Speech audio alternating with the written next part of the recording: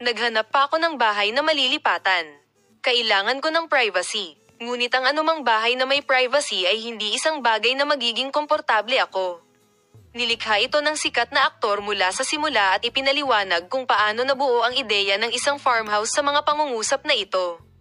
Sa huli, nakuha niya ang bahay na pinapangarap niya, kahit paminsan-minsan ay nakaramdam siya ng kawalan ng pag-asa at gulat. Pag-aari niya ang napakagandang ari-arian na ito pagkatapos ng kanyang kasal, iyon ay, ang kanyang diborsyo, ngunit nagawa niyang bumuo ng isang bago at mapayapang buhay kasama ang kanyang 3 anak, ang kanyang kasintahan at ang kanyang mga kaibigan sa farmhouse, na itinayo ng eksakto sa gusto niya.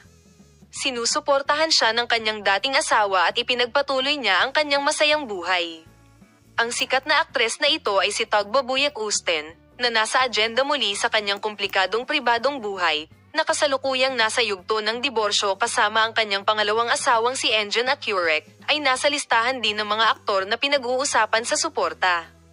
Nagbibigay siya, habang pinapanatili din ang kanyang sariling masayang buhay.